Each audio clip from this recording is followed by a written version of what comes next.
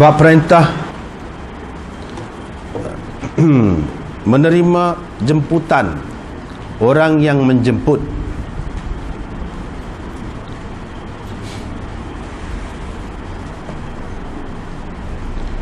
Dengan sanadnya Imam Muslim meriwayatkan dari Ibnu Umar, katanya Rasulullah SAW bersabda, apabila seseorang dari kamu dijemput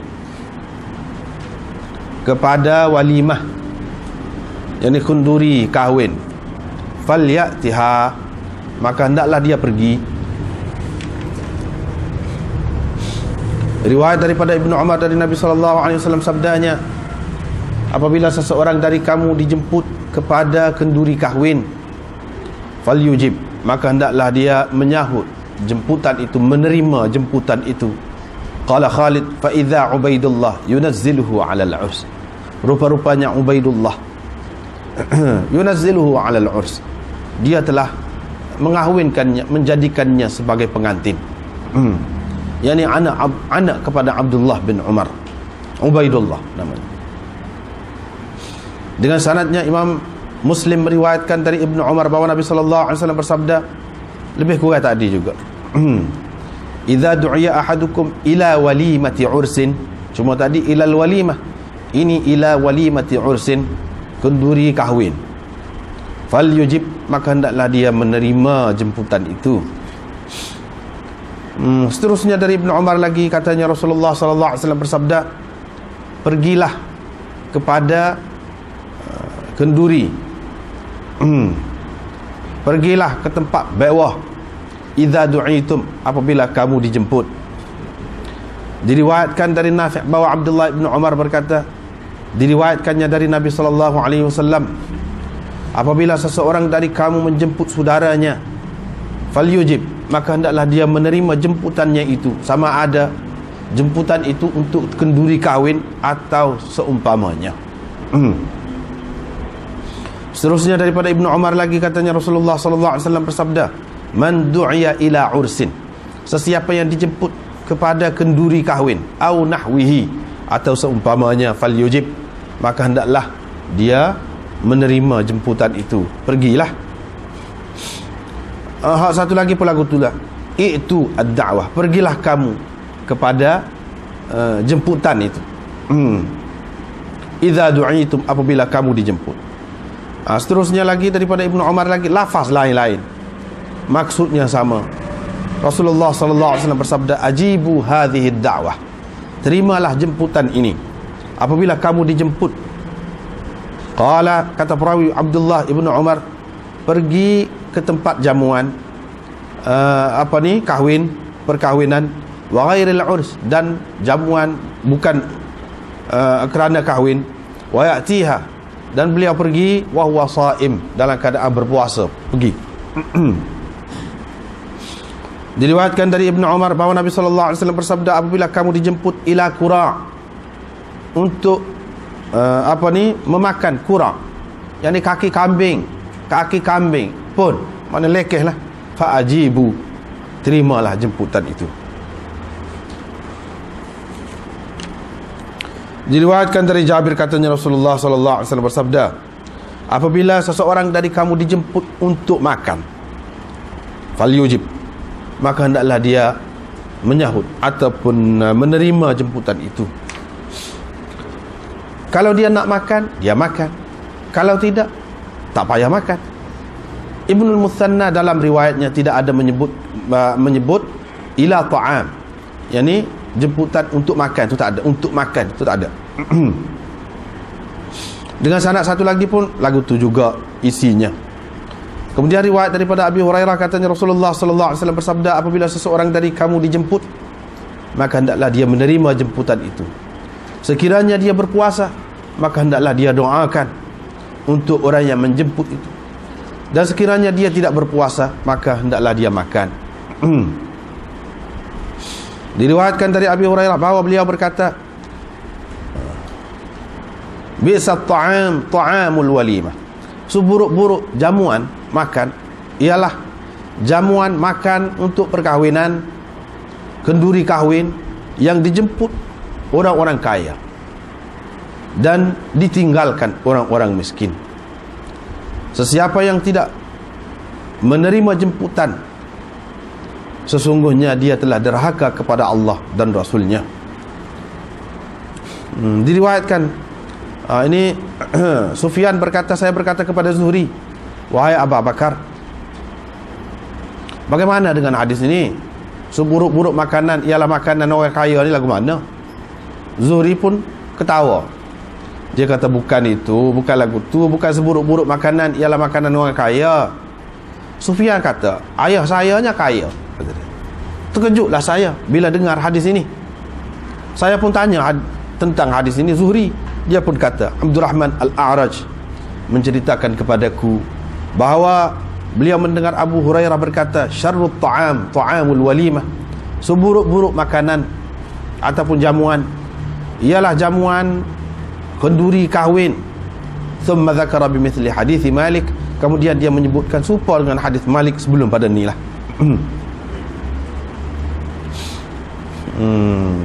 Satu lagi pun lagu tu juga diriwayatkan dari Abi Hurairah bahawa Nabi sallallahu alaihi wasallam bersabda. Tadi kata-kata Abu Hurairah saja, di sini disebutkan diambilnya dari Nabi sallallahu alaihi wasallam, yaitu Nabi sallallahu alaihi wasallam bersabda, seburuk-buruk makanan yang paling buruk ialah makanan kenduri kahwin yang dihalang. Orang yang mahu datang dihalang, dan orang yang tidak mahu datang dijemput. Dan sesiapa yang tidak menyahut ataupun menerima jemputan, faqad asallaha wa rasulah, sesungguhnya dia derhaka kepada Allah dan Rasulnya. Seterusnya, ini bab tidak halal perempuan yang telah dicerai 3 talak, dengan 3 talak, 3 kali, kepada orang yang menceraikannya, sehingga atau sebelum perempuan itu berkahwin dengan orang lain, dan orang lain itu menyetubuhinya, kemudian berpisah dengannya, bercerai dengan dia pula, dan habis pula iddahnya, barulah boleh dengan hak mula-mula tu, kalau nak kahwin semula pun. Dengan sanad yang Imam Muslim meriwayatkan dari Aisyah, katanya isteri kepada Rifa'ah pergi kepada Nabi SAW. Dia berkata, saya ni dulu isteri kepada Rifa'ah, dia cerai saya, dihabiskan cerainya terhadap saya, mana dia talak 3 saya. Saya pun berkahwin dengan Abdurrahman bin Az-Zubair. Apa yang ada padanya seperti renda kain, seperti renda kain. Rasulullah SAW pun tersenyum. Lalu baginda bersabda, adakah engkau mahu kembali kepada Rifa'ah? Tak boleh, selagi engkau tidak merasai madunya, dan dia pula tidak merasai madumu. Qalat, Aisyah berkata, Abu Bakar pada ketika itu ada dekat Nabi SAW, dan Khalid, bukan Khalid bin Al-Walid, Khalid lain, kemudian disebutkan Khalid pula berada di pintu, sedang menunggu keizinan diberikan kepadanya untuk masuk. Dia pun terus berseru, dia pun terus berteriak, wahai Abu Bakar, kata dia, ala tasma'u hadhihi, tak dengar ke perempuan itu apa derah kecek begitu tu? Dia kata depan Nabi SAW. Engkau tak dengarkah? Bagaimana perempuan itu berani dia menyebutkan dengan terbuka di hadapan Rasulullah SAW begitu?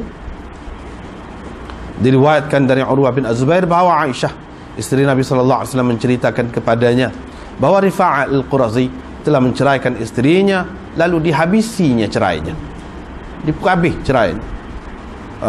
Kemudian isterinya itu selepasnya berkahwin dengan Abdurrahman bin Az-Zubair, Abdurrahman bin Az-Zabir, Abdurrahman bin Az-Zabir, tadi Az-Zabir, bukan Zubair, Abdurrahman bin Az-Zabir.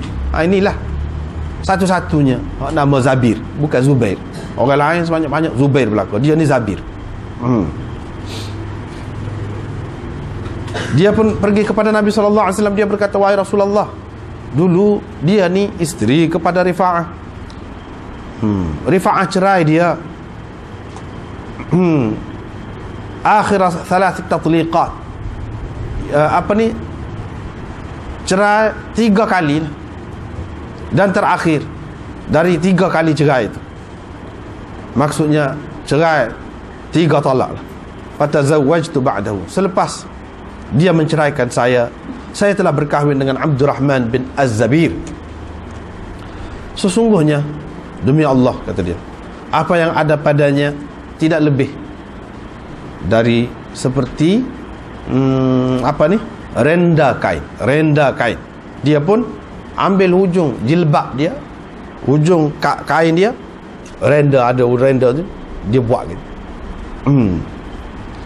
Qala, kata perawi, Rasulullah sallallahu alaihi wasallam pun tersenyum, ketawa Nabi sallallahu alaihi wasallam pun berkata, barangkali engkau mahu kembali kepada Rifa'ah. Tak boleh selagi dia tidak merasai madumu dan engkau tidak merasai madunya. Abu Bakar As-Siddiq sedang duduk dekat Nabi sallallahu alaihi wasallam pada ketika itu, dan Khalid bin Sa'id bin Al-As pula sedang duduk dekat pintu rumah tu, belum lagi diizin kepadanya untuk masuk. Kata perawi, dia pun terus, Khalid pun terus berteriak, mengangkat suaranya, berkata, hai Abu Bakar, kenapa engkau tidak sergah perempuan itu? Bercakap dengan suara yang gerah, kata dia, dengan keras begitu di hadapan Nabi SAW.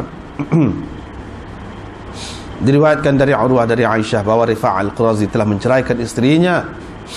Lalu Abdurrahman bin Az-Zabir mengahwininya. Perempuan itu pun pergi bertemu dengan Nabi SAW. Dia berkata, wahai Rasulullah, Rifa'ah telah menceraikan dia 3 kali. Yang terakhir dari 3 kali cerai, seperti hadis Yunus sebelum ini. Kemudian diriwayatkan dari Aisyah lagi bahawa Rasulullah SAW ditanya tentang perempuan yang dikahwini oleh seseorang, kemudian dia menceraikannya, lalu perempuan itu berkahwin dengan seorang yang lain. Orang itu pula menceraikannya sebelum berdukhul dengannya, sebelum bersetubuh dengannya. Adakah perempuan itu halal untuk isteri, untuk suaminya yang pertama? Nabi SAW berkata, tidak, selagi suami yang kedua itu tidak merasai madunya. Sanad yang satu lagi ni lagu tu juga hadis dia.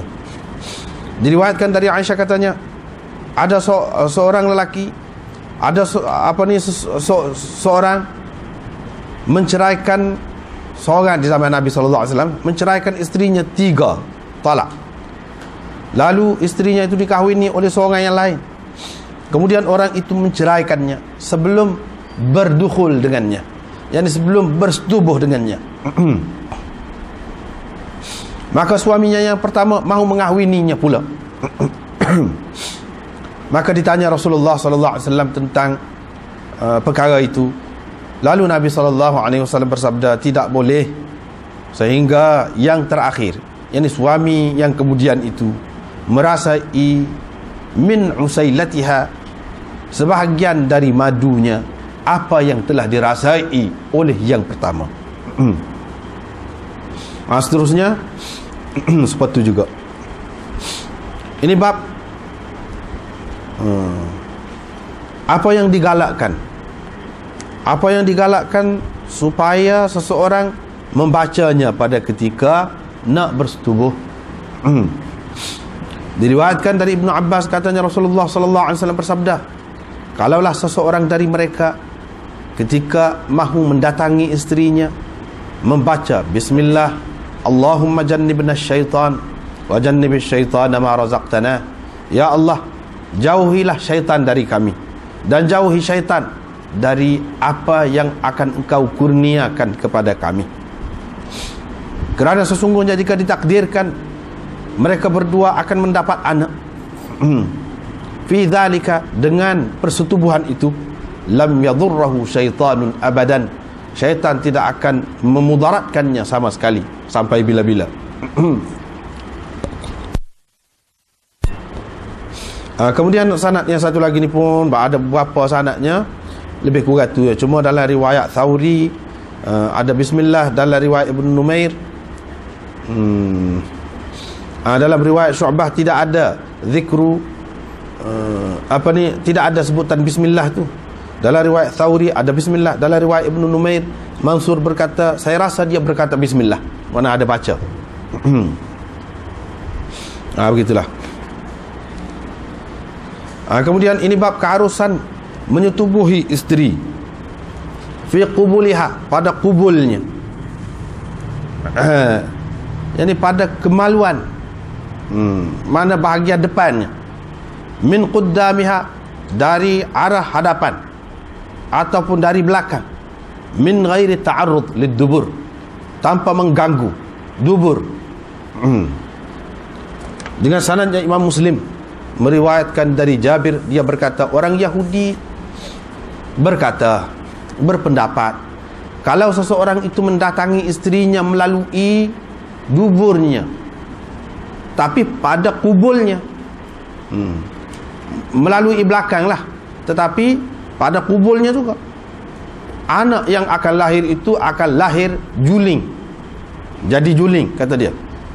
Maka turunlah ayat ini, ayat Quran ini, nisa'ukum harthul lakum fa'tu harthakum anna syi'tum. Isteri-isteri kamu itu adalah bendang kamu, oleh itu datangilah, pergilah kepada bendang kamu dari arah mana yang kamu mahu. Anna syi'tum, atau bagaimana, ikut bagaimana kamu mahu. Kemudian riwayat daripada Jabir bin Abdullah bahwa Yahudi berkata, kalau perempuan itu didatangi dari duburnya tetapi pada kubulnya, mana perempuan itu disetubuhi melalui belakang tetapi tetap pada kubulnya, thumma hamalat, kemudian perempuan itu mengandung, anaknya akan menjadi juling. Qala, kata perawi, maka diturunkan ayat ini, nisa'ukum harthul lakum. Sanilah juga. Seterusnya, ni panjang ni sanad ni, panjang. Inilah cara Muslimnya, dia banyak sanad, hadisnya lebih kurang. Cuma dalam hadis ni, hadis Nu'man dari Zuhri, dia ada sebut insya'a mujabbiyatan, kalau dia mahu dengan telungkup pun boleh, kalau dia mahu tidak telungkup pun boleh. Ghaira anna dhalika, cuma yang pentingnya fi simamin wahid, pada lubang yang sama. Bab tahrim imtina'iha min firashi zawjiha. Ini bab haram perempuan enggan pergi ke tilam suaminya. Haram perempuan enggan pergi ke tilam suaminya.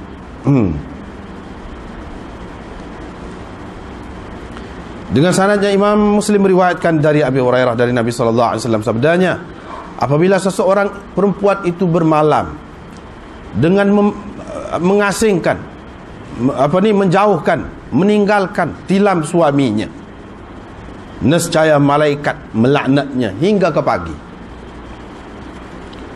Diriwayatkan dari Abi Hurairah lagi, katanya Rasulullah sallallahu alaihi wasallam bersabda, demi Tuhan yang nyawaku berada di tangannya, tiada seorang pun suami yang memanggil istrinya kepada tilamnya, yakni ke tempat tidurnya, lalu istrinya enggan, tidak mahu pergi kepadanya, melainkan yang di langit murka kepadanya. Tuhan di langit murka kepadanya hatta yarda anha, sehinggalah si suami itu redha, redha terhadap istrinya, maknanya memaafkannya. Dengan sanadnya lagi Imam Muslim meriwayatkan dari Abi Hurairah, katanya Rasulullah sallallahu alaihi wasallam bersabda, idza da'a ar-rajulu imra'atahu ila firashih, apabila seseorang memanggil istrinya kepada tilamnya, lalu istrinya itu tak pergi, maka si suami bermalam dalam keadaan marah kepadanya, malaikat melaknat perempuan itu hingga ke pagi. Bab tahrimi ifsya'i sirril mar'ah. Ini bab haram mendedahkan rahsia perempuan. Dengan sanadnya Imam Muslim meriwayatkan dari Abu Sa'id Al-Khudri, katanya Rasulullah sallallahu alaihi wasallam bersabda, sesungguhnya orang yang paling jahat di sisi Allah, orang yang paling buruk kedudukannya, di sisi Allah pada hari kiamat nanti ialah orang yang bergaul dengan istrinya. Maknanya orang yang bersetubuh dengan istrinya, istrinya juga bersetubuh dengan dia dengan mendedahkan segala-galanya. Kemudian yansyuru sirraha, dia pula mendedahkan rahsia istrinya kepada orang lain. Diriwayatkan dari Abu Sa'id Al-Khudri, katanya Rasulullah sallallahu alaihi wasallam bersabda, sesungguhnya di antara amanah yang paling besar di sisi Allah pada hari kiamat nanti yang perlu dijaga oleh manusia, yaitu seorang yang bersetubuh dengan istrinya. Tufdi atau yufdi ni makna seorang yang mendedahkan dirinya kepada istrinya, istrinya pula mendedahkan dirinya kepada suaminya, yakni untuk bersetubuh, maksudnya gitu. Thumma yanshuru sirraha, kemudian dia menyebarkan ataupun mendedahkan rahsianya. Ibnu Numair meriwayatkan inna a'zama, bukan inna min a'zami, tapi inna a'zama, yang paling besar, amanah yang paling besar di sisi Allah. Begitulah seterusnya. Baik, kita tengok semula. Ini bab perintah supaya kita menerima jemputan. Jemputan untuk makan lah ni khususnya. Jemputan untuk makan khususnya. Dalam hadis-hadis ni kita tengok Nabi SAW suruh. Bahkan dia kata siapa yang tak pergi derhaka kepada Allah dan Rasulnya. Maka dengan sebab itu setengah ulama mengatakan fardu ain, dosa kalau tak pergi. Kalau jemput tak pergi, dosa. Lepas tu kenduri apa ni? Apa ni? Jamu apa ni? Jamu kahwin ke? Bai'wah ke? Ataupun hak lain? Setengah ulama mengatakan hak wajib ni, hak kuat berat sangat ni, hak kenduri kahwin. Setengah ulama pula mengatakan tidak, semua jemputan. Sebab dalam hadis ada juga yang kita baca tadi, sama ada kenduri kahwin ke atau seumpamanya, tak mesti kenduri kahwin. Jadi itulah kedudukan menerima jemputan ini.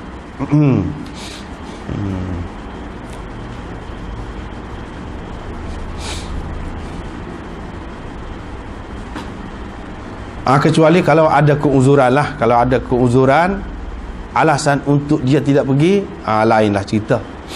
Kalau tidak, maka lagu itulah. Ada yang mengatakan fardu ain, ada mengatakan fardu kifayah, ada mengatakan sunat, macam-macam lah.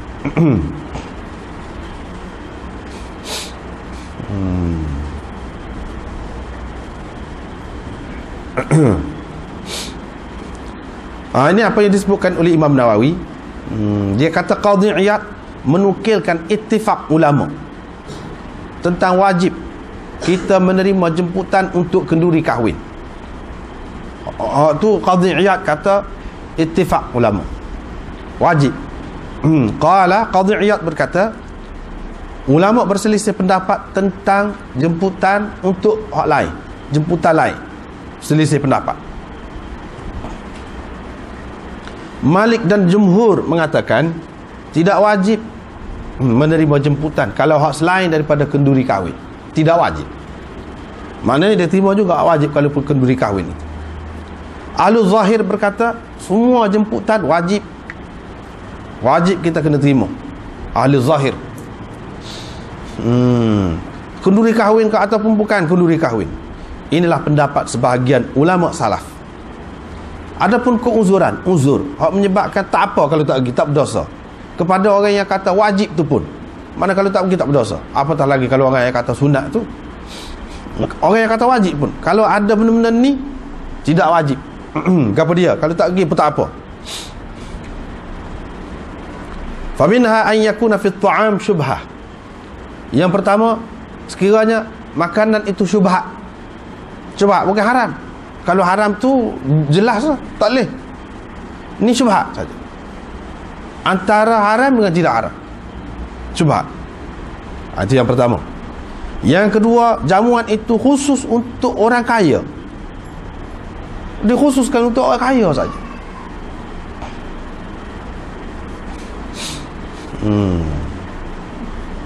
Ataupun di sana ada orang yang akan terganggu dengan kehadirannya. Jadi tidak sedap. Boleh jadi gocok, balah pula. Ada musuh. Kalau pergi dia waktu pergi juga, katakanlah begitu. Tak apa, tak pergi. Atau yang keempatnya tidak layak dia duduk di situ. Tidak sesuai, tak layak. Sebab apa? Majlis tu tak sesuai lah. Kalau ada minum arak ke apa tu lagilah, waktu tu tak boleh dah waktu tu. Ni tak pernah siapa tak sesuai dengan dia. Ataupun orang panggil dia kerana takut kepada kejahatan dia. Itu pun uzur juga. Dia ni orang gedebel sangat. Orang bukan nak panggil sangat dia. Mana kalau lagu tu. Auli tama'in fi jahihi, ataupun dia ada kedudukan. Orang panggil dia tu kerana nak kedudukan dia, nak ambil kesempatan daripada kedudukan dia, pangkat dia. Tak wajib juga. Ataupun untuk menolongnya di atas perkara batil. Ada di situ. Kalau dia pergi, orang nak minta tolong dia lah nak buat benda tak betul. Tak boleh. Tak boleh berlaku. Dan di sana tidak ada benda mungkar, minum arak ke, ataupun benda-benda yang melekakan, ataupun ada sutera dan sebagainya digunakan, ataupun ada patung ke apa semua yang tidak dijadikan sebagai hamparan, tapi diletakkan di tempat-tempat yang tinggi, tempat-tempat yang mulia. Ataupun bekas-bekas emas dan perak dibuat sebagai bekas minuman dan sebagainya. Ada hak tu. Ini semua adalah a'zar katanya. Ini semua adalah perkara yang membolehkan seseorang itu tak pergi. Mana hak tadi orang yang mengatakan wajib pun tak berdosa kalau tak pergi. Kalau ada benda-benda macam saat ni, gitulah.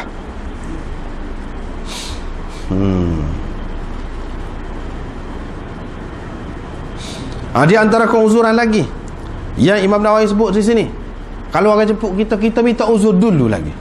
Kita tak boleh pergi minta maaf. Tak apa. Itu tak apa juga. Lepas juga. Tak apa juga. Ni dia ada sebut.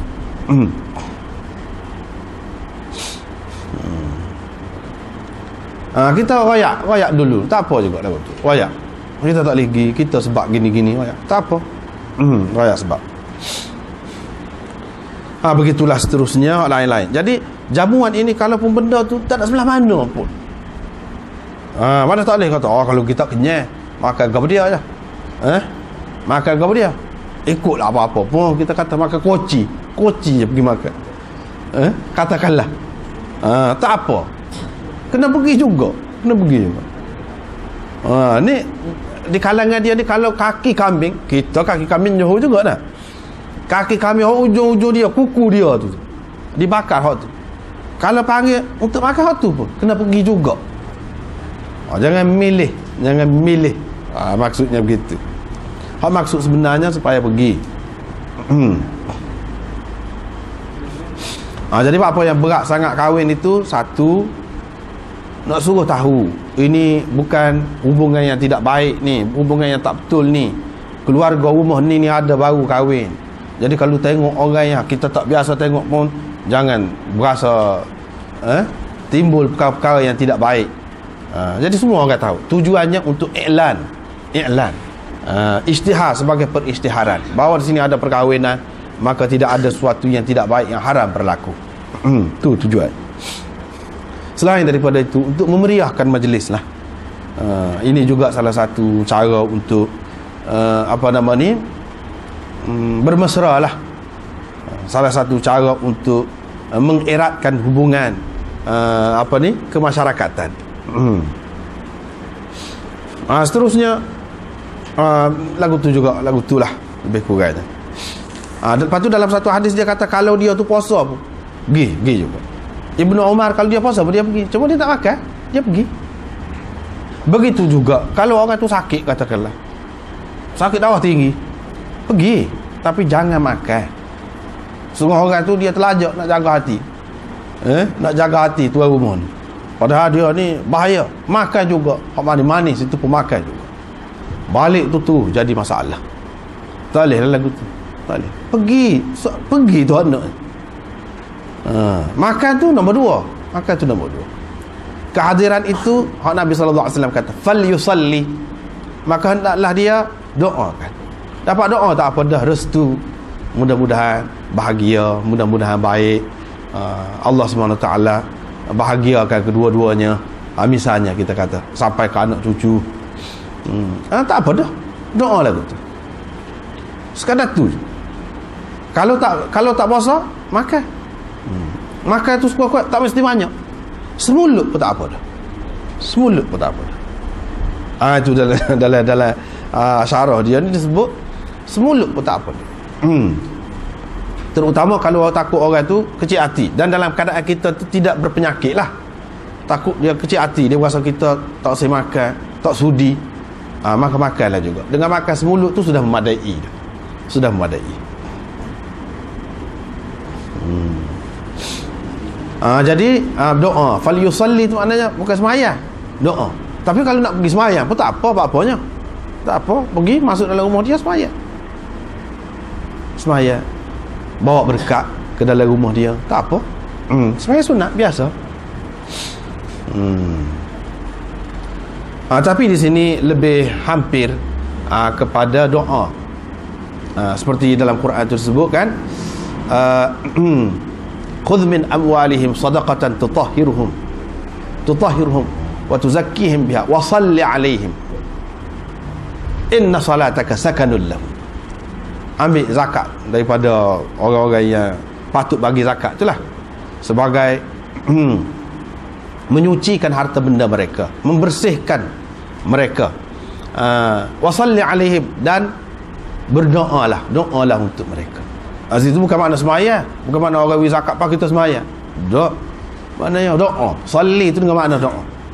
Inna salataka sakanul lahum, doamu memberi ketenangan kepada mereka. Itu makna doa. Tapi kalau puasa tu puasa sunat, jika tuan rumah tu puasa tak sedap lah, kalau dia tak makan, boleh buka, tak apa. Boleh buka. Terutama kalau mengikut mazhab Syafi'i, sebab tidak kena qada kalau puasa sunat. Tapi kalau mazhab Malik dan mazhab Imam Abu Hanifah, sunat pun kalau sudah mula puasa kita batalkan, kena qada. Itu berat lagi. Maknanya kalau puasa tak apalah, walaupun puasa sunat pun. Terutama kalau orang tu seperti kita kata saat ni lah, dia mengikut mazhab Hanafi ataupun Maliki, pasal berat tu dia kena qada pula. Kalau mazhab Syafi'i tak apa, tidak berat.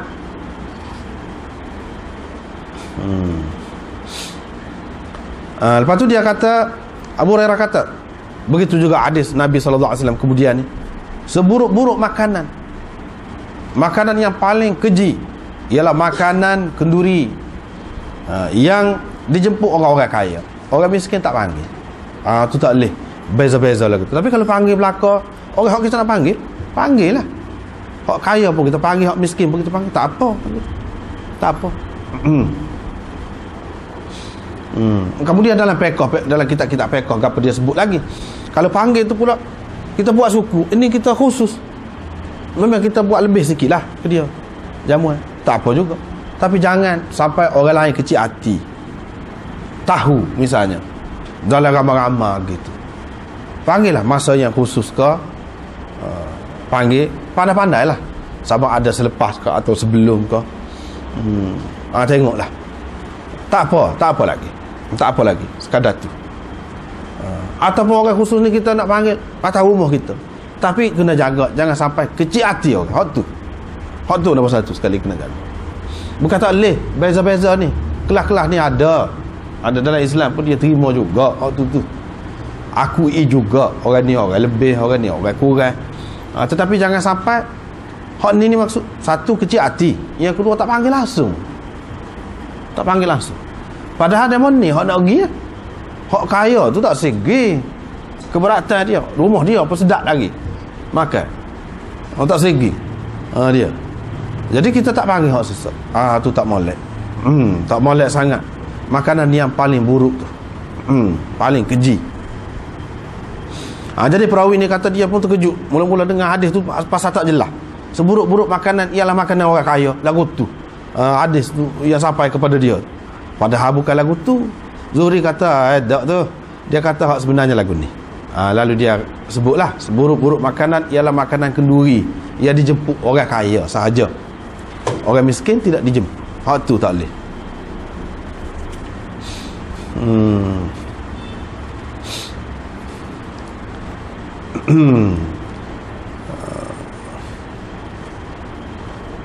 Kemudian seterusnya begitulah juga, serupalah, lebih kurang itulah. Seterusnya, tidak halal kepada perempuan yang telah dicerai, talak 3, kepada suami yang menceraikannya itu, sehingga perempuan itu berkahwin dengan orang lain. Bukan kahwin saja, bersetubuh dengan orang lain. Lepas tu bukan setubuh saja, suami dia yang kedua tu cerai pula dia. Lepas tu bukan setakat tu saja, habis hedah pula. Baru boleh. Kalau nak pun. Kalau tidak, tak boleh. Kalau tidak, tak boleh. Itulah hadis ni. Masih lagi dalam bab perkahwinan lagi. Cerai ke apa ni, bahagian dia lah tu.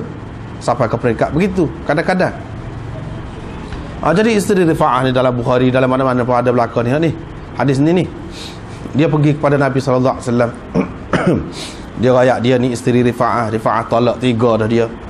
Lepas tu dia menikah pula dengan Abdurrahman bin Az-Zabir. Hak ada pada dia tu, kata dia, demi Allah, sungguh pun, kata dia, tidak lebih daripada renda. Dalam satu riwayat seterusnya, renda kain dia tu dia buat gitu. Maknanya lembek lah. Lembek. Jadi apabila cerita sampai bab ni kadang-kadang kena sebut lah nak lagu mana. Kena sebut. Imam Nawawi pun kalau kita tengok dalam syarah dia, padahal dia tak nikah pun, sebut nak lagu mana sampai bab dia. Jadi Nabi SAW pun senyum. Berkali nak kelik baik dengan Rifa'ah kata dia. Tak boleh, sehingga engkau merasai madunya dan dia merasai madumu.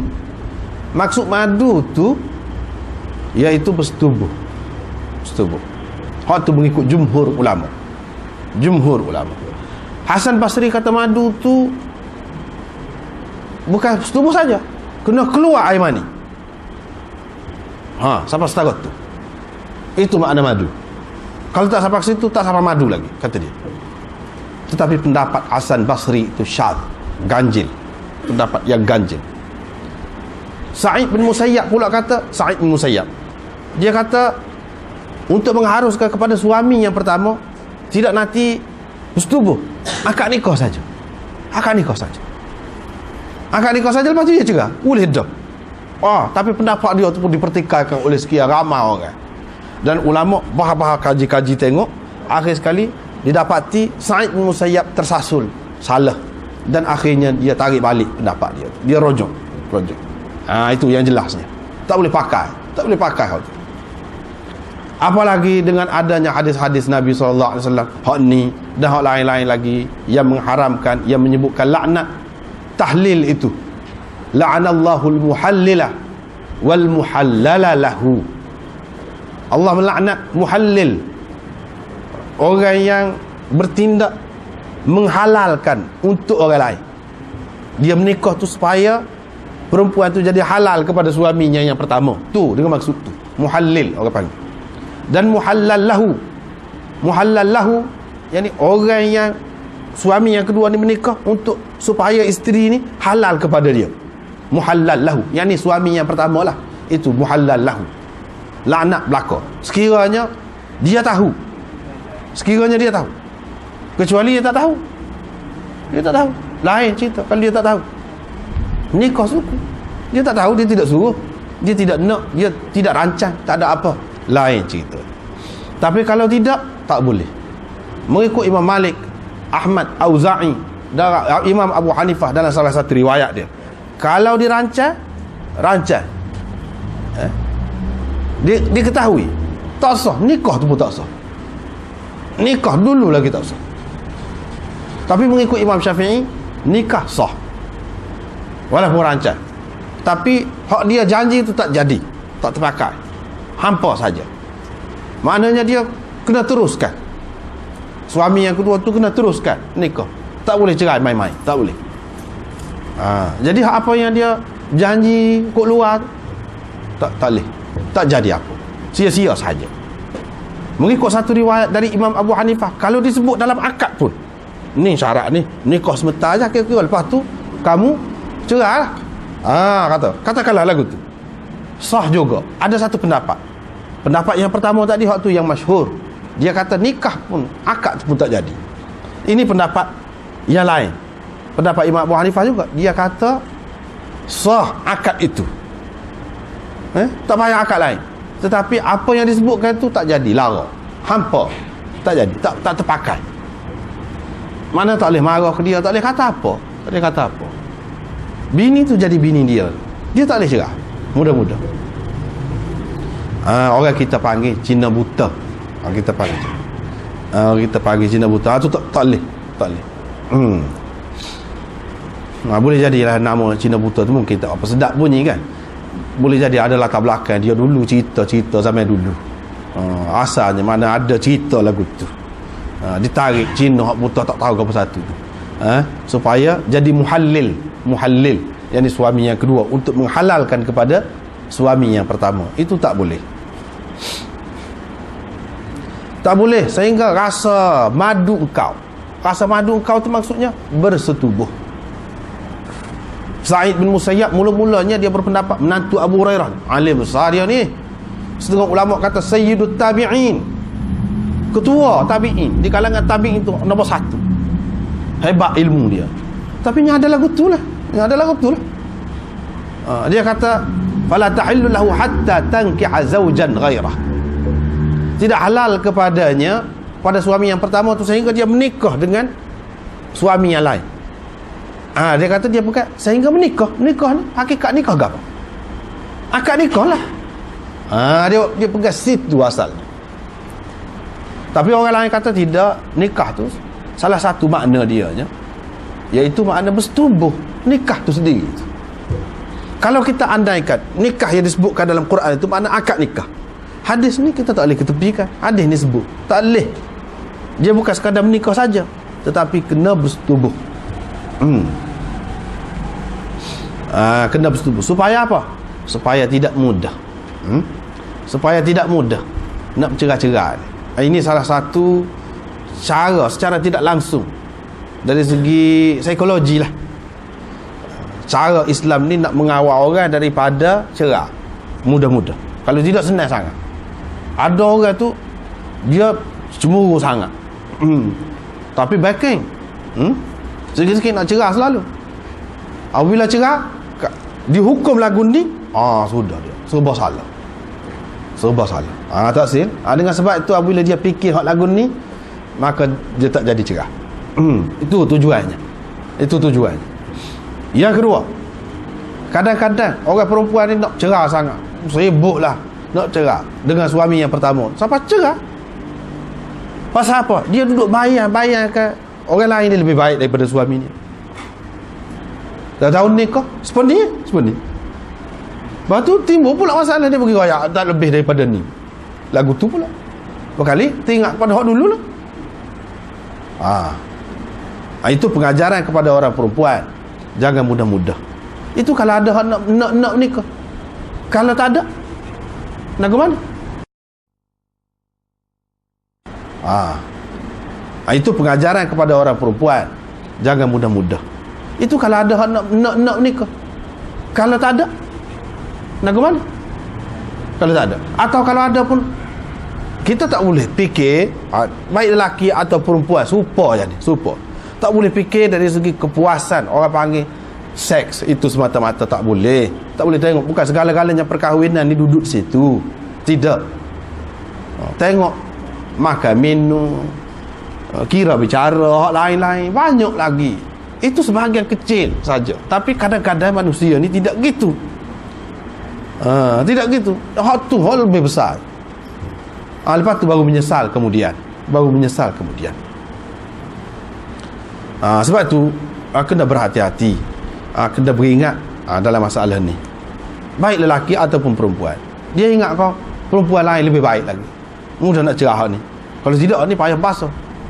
Payah basuh. Kalau nak bini dua tak boleh, dia cerah. Cerah nak menikah lain tidak lebih baik daripada yang pertama. Menyesal pula. Ada juga berlaku begitu. Ataupun mungkin puas dari segitu, dari satu sudut, tapi tidak puas dari sudut lain pula.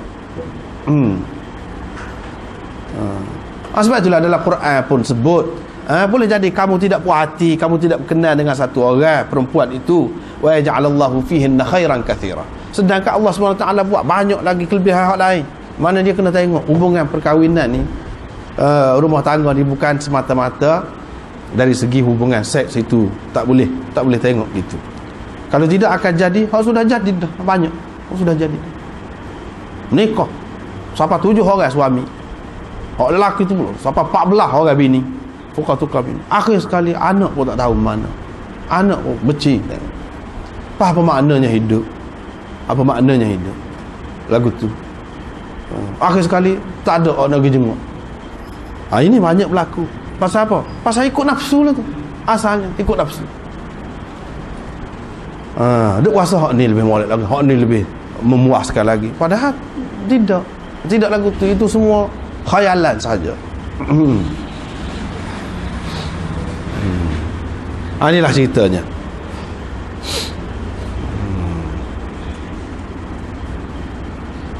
Inilah ceritanya.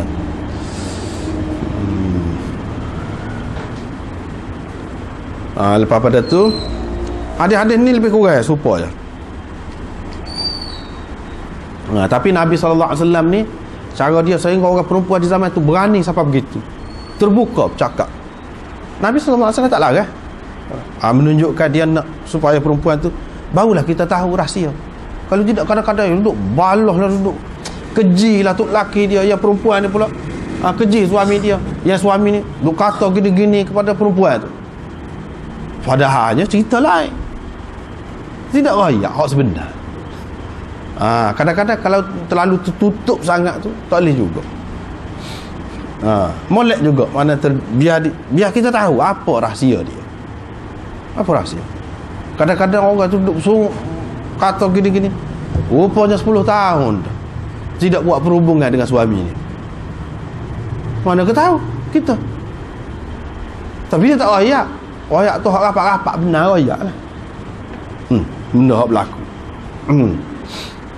Benda hak berlaku. Dengan sebab itu perlu cerita. Kadang-kadang kepada orang yang pandai lah, orang yang boleh menyelesaikan masalah, perlu cerita. Kadang-kadang hak kita duduk sangka, kita duduk khayal begini-gini, kita kamakkan betul.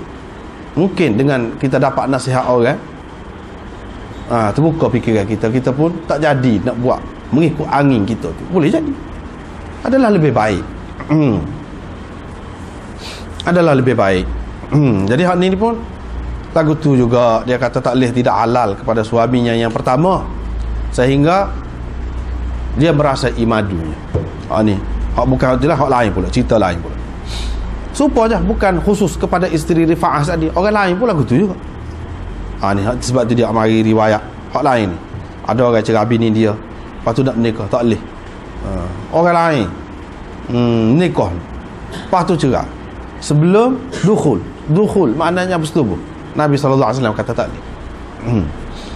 Ini hadis-hadis ini jelas menunjukkan bahawa tidak semata-mata kahwin itu mengharuskan. Sekiranya benda-benda ni telah berlaku daripada kita lah, telah berlaku, kita telah buat Cina buta ke apa ke, masyarakat ni macam-macam ada. Sekiranya berlaku, kena bertaubat lah. Sebab itu salah tu, tak betul. Tak boleh buat lagu tu.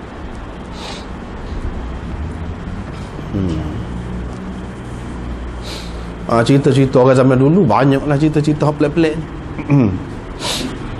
Bahawa yustahabu an yaqulahu 'indal jima'. Ini bab apa yang patut diucapkan, yang elok diucapkan pada ketika seseorang itu nak berjima. Dua pihak, bukan satu pihak saja. Suami pun baca, isteri pun baca. Baca ni molek. Bismillah Allahumma jannibna, ataupun tak ada bismillah, mengikut setengah riwayat. Allahumma jannibna syaitan wa jannibish syaitan ma razaqtana. Minta jauh daripada syaitan, minta jauh syaitan. Dan anak Hak kita dapat tu pun minta jauh. Minta jauh.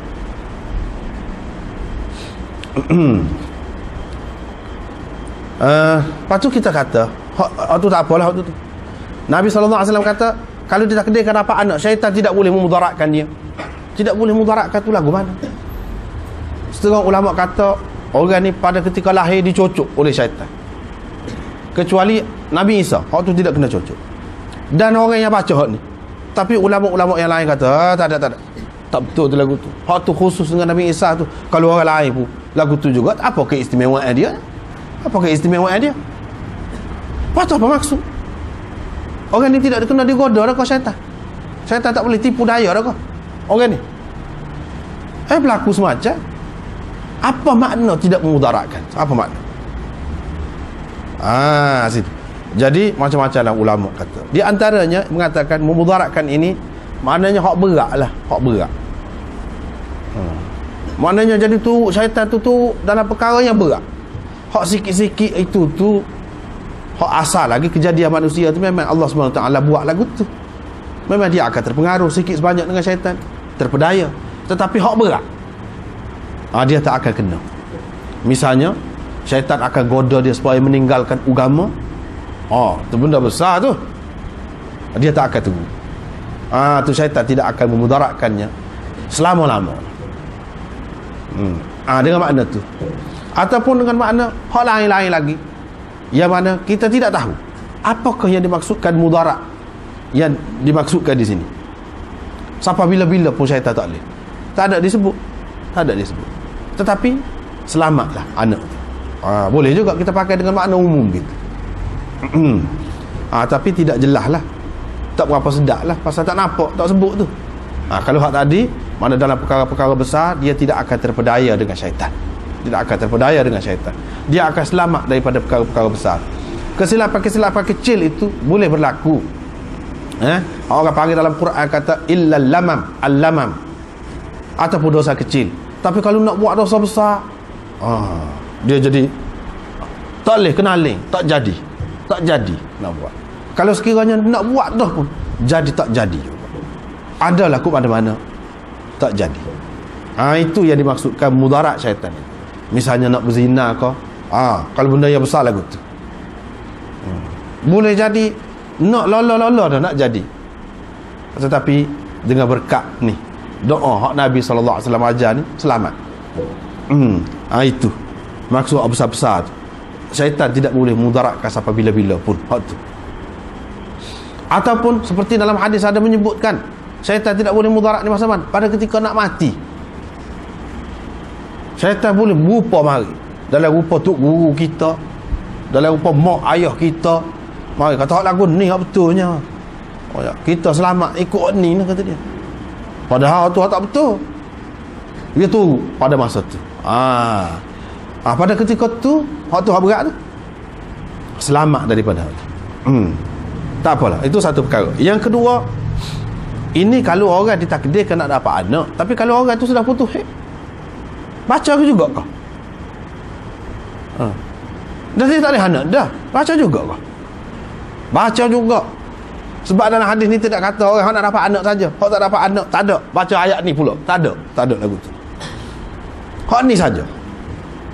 Mana kalau orang tu sudah putus, katakanlah perempuan ataupun orang lelaki tu sudah tua, tidak boleh dapat anak dah, tetapi dia ada anak cucu, doa tu tetap, walaupun tidak nanti hak ketika anak dia dalam perut, anak dia hak duduk besar-besar dah ni pun kena juga doa. Terhindar juga. Terhindar juga daripada gangguan syaitan. Anak sudah besar-besar, anak cucu. Itu faedah dia. Kalau hak sudah putus. Kalau kita kata orang tu memang doktor buah rahim dah, tak ada anak pun, seorang abuk tak ada, atau tu dah dia mandul memang tak boleh pergi dah, lagu mana? Baca juga. Sebab apa? Nabi SAW tidak royak kata rezeki, Allahumma jannibna syaitan wa jannibish syaitana ma razaqtana.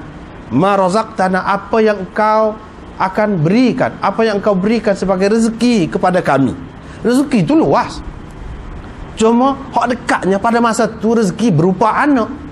Sebab itu tempatnya Itu salurannya. Hak dekatnya anak. Tetapi rezeki itu bukan anak saja. Banyak lagi. Ilmu, rezeki juga. Ketenangan, rezeki juga. Kekayaan, rezeki juga. Umur panjang, rezeki juga. Belah-belah. Mana tidak nanti doa khusus. Belah-belah. Kita kata suka-suka lah. Pun Allah SWT bagi juga. Itu kelebihan. Itu makna ma razaqtana.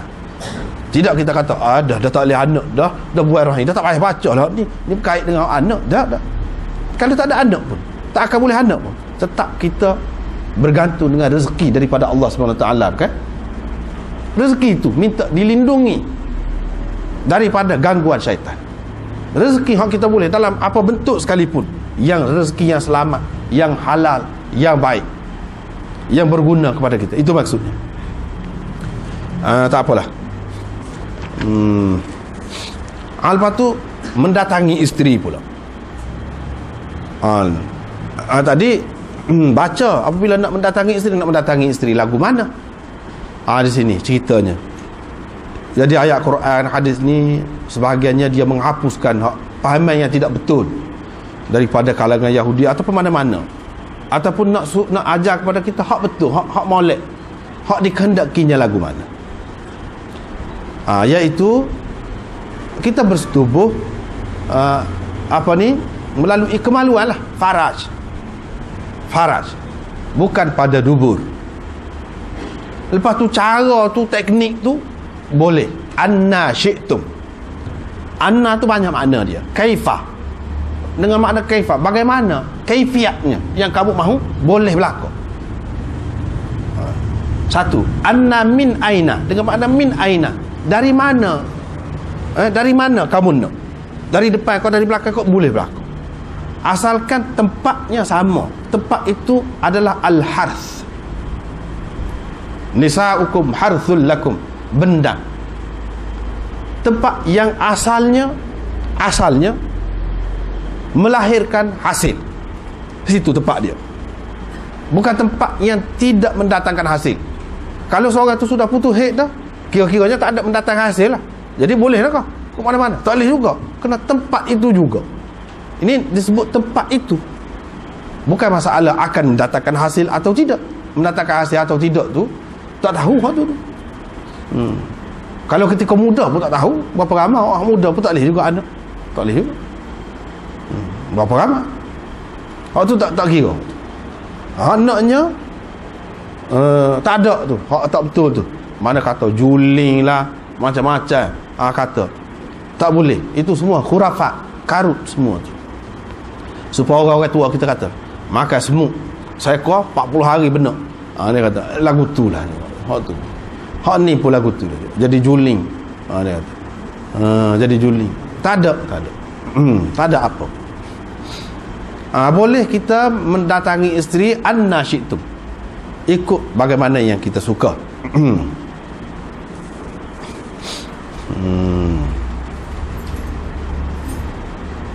Kemudian dia sebut, ini kita nak tengok ni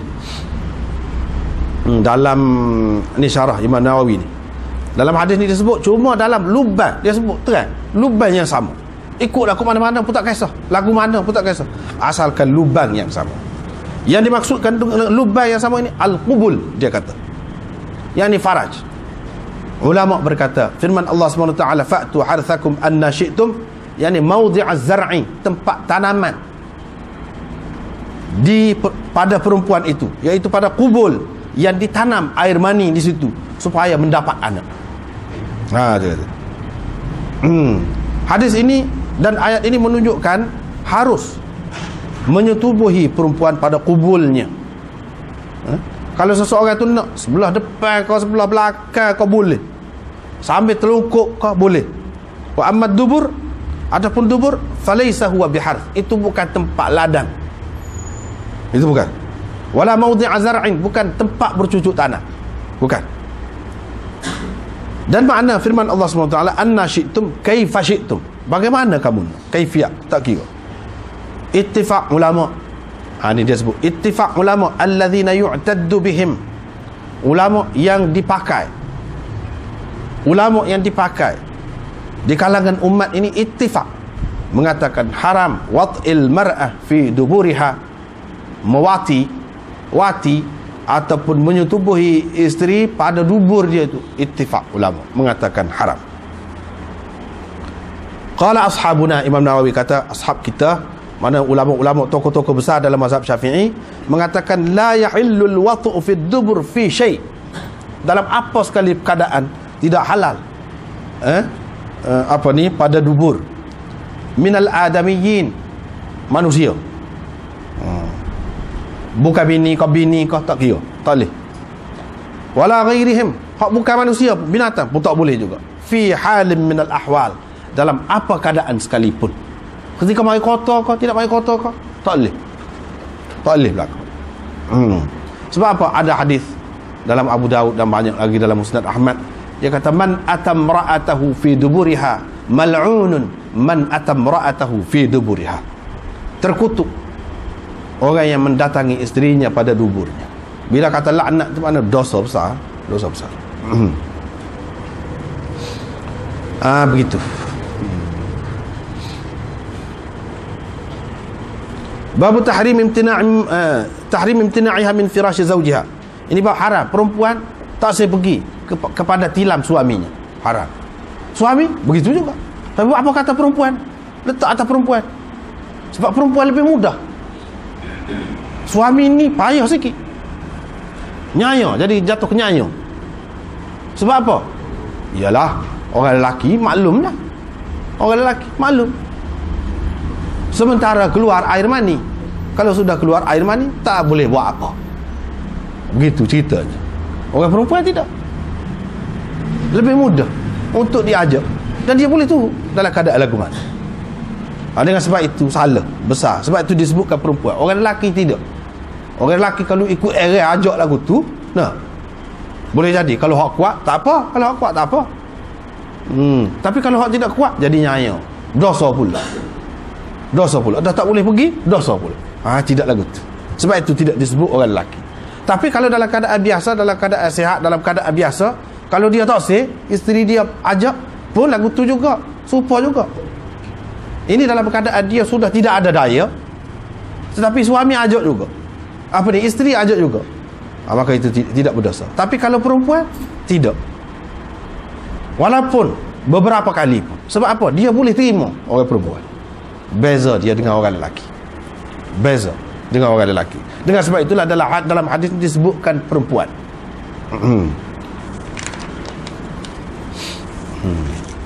Dan walaupun pada ketika mai kotor pun, mana bila ajak pergi tempat tidur, kena pergi tempat tidur. Tak boleh kata saya ni mai kotor, tak boleh tidur sekali. Tak boleh. Kena pergi. Kalau tak pergi, walaupun mai kotor pun dosa juga. Dosa juga. Cuma dari segi persetubuhan itu, ini kita sudah bincang dah sebenarnya dalam pengajian Abu Daud. Dalam pengajian Abu Daud sudah bincang dah. Jadi tidak perlu diulangi lah. Jadi macam mana kalau sekiranya berlaku begitu? Kena minta maaf.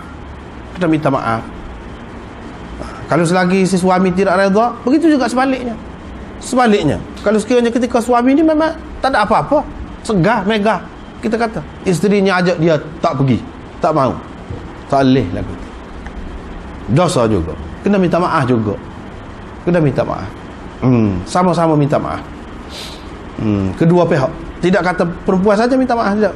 Kalau selagi tidak minta maaf dan duduk dalam keadaan lagu tu sampai ke pagi, dalam keadaan dimurkai oleh Allah Subhanahu Wa Taala, malaikat-malaikat pun murka. Pasal apa lagu tu? Akibat dia besar ni. Ni jadi kucak kacir, jadi cerah, jadi macam-macam, tidak lenik rumah tangga. Kadang ni hubungan tidak molek. Dengan sebab itulah ni ada kutukan, laknat, Tuhan murka, marah. Sebab itulah. Jadi bila kita nak menikah, nak kahwin, kena mikir lalu benda ni. Sama ada lelaki ataupun perempuan. Kalau lah pada, baik tak sah. Baik tak sah. Sebab apa? Awak boleh dosa juga nikah pun. Awak boleh pahala tu, boleh pahala juga. Tak kena raya, dosa. Baik tak sah. Dan kalau nak menikah, cari hak kena betul. Kalau hak tak kena, 2 hari jadi kena, lepas tu jadi tak boleh. Tak naik angin, kita kata tak naik nafsu, tak sah. Jangan lagu tu. Sebab apa? Dosa. Kena jagalah. Sekiranya berlaku juga, dah kita tak apa dah berlaku juga, kena minta maaf lah. Kita minta maaf. Ni benda besar, benda tak jendera tidur ni. Benda tak jendera tidur. Sama ada lelaki ataupun perempuan. Jadi dengan sebab itu, kena minta maaf lah. Mana kalau lelaki tu kurang balik lelaki, saya kalau perempuan nak minta, nak pasah, boleh. Cerah. Menikah dengan orang lain, boleh. Tapi dia boleh duduk sekali dengan kita. Katakanlah, besar pengorbanan dia. Tak dapat anak pun tak apa. Siapa putus? Orang perempuan, sabar. Suami dia tak rak. Tak apa, dia boleh duduk sekali. Walaupun dia menangis. Menangis. Secara senyap-senyap. Dengan kawan-kawan, dengan saing-saing, menangis. Sebut. Tapi dia sabar, tak apa. Pengorbanan. Bukan kecil tu.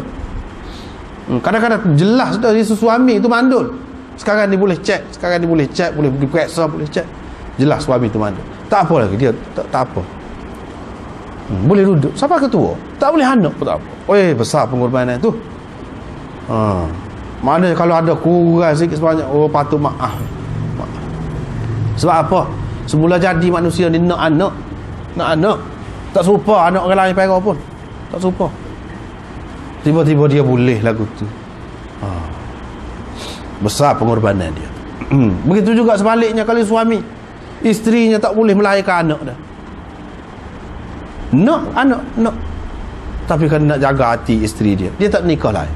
Besar pengorbanan tu. Dia boleh nikah, tapi dia tidak nikah.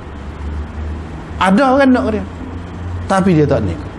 Pasal apa? Nak jaga anak biar tenang, biar damai rumah tangga, biar anak boleh mengaji dengan molek, biar tak ada kecoh, tak ada masa muka aku, tak ada. Besar pengorbanan.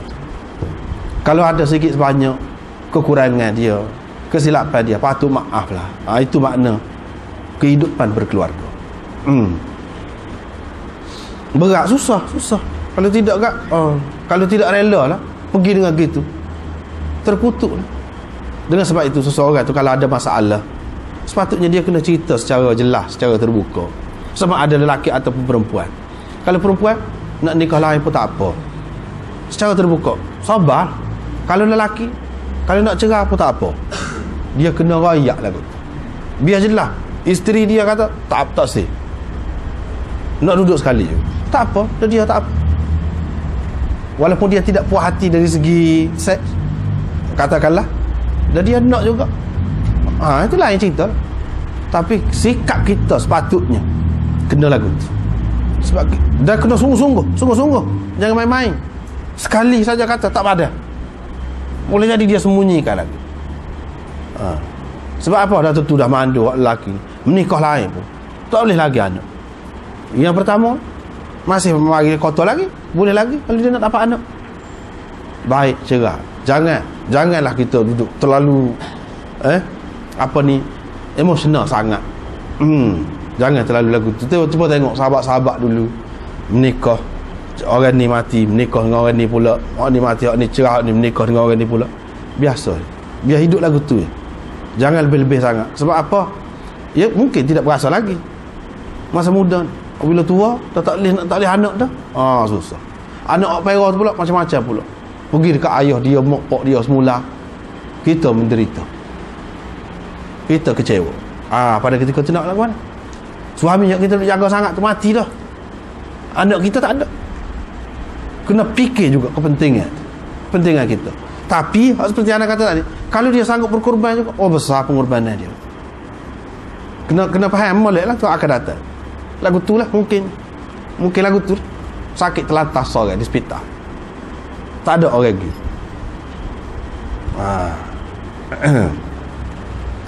Seterusnya haram mendedahkan rahsia perempuan. Bila berhubungan lagu ni hak mas mengaji, kita mengaji royak lah, tapi tak boleh dedahkan rahsia isteri. Begitu juga isteri tak boleh dedahkan rahsia suami dia gini-gini, tak boleh. Walaupun dia sudah cerai, tak boleh. Kecuali kalau ada benda hak besar benar, benda hak besar benar, tak boleh tak royak. Kalau hak biasa-biasa, tak boleh royak. Ada parut lebih kurang, tak perlu royak. Ni ada parut belakang mana-mana. Ni ada kekurangan tu. Tapi kalau hak besar sangat, orang tu nak nikah dengan bekas bini kita dulu, dan orang tak tahu benda besar sangat. Kalau dia mari tanya kita terutamanya, tak apa kita royak. Tak apa. Ni royak ni suka hati, suka-suka. Lepas tu ngilah, pakat suka. Buat duk kerja dalam sulit tu duduk cerita. Tak boleh. Ni adabnya. Sama ada masih sebagai isteri, suami isteri, ataupun sudah bercerai, sudah mati dah, tak boleh sama sekali. Ni apa ni? Inilah manusia yang paling buruk di sisi Allah pada hari kiamat nanti. Paling buruk kedudukannya pada hari kiamat nanti. Dan ini semua disebutkan amanah. Mana kita berhubungan dengan isteri kita, itu adalah amanah. Masing-masing kena jaga amanah tu. Mana kalau kita tak jaga amanah, khianat besar kita, khianat besar. Dan buruk sekali kedudukan orang seperti ini di akhirat nanti. Sekarang itulah wallahu a'lam.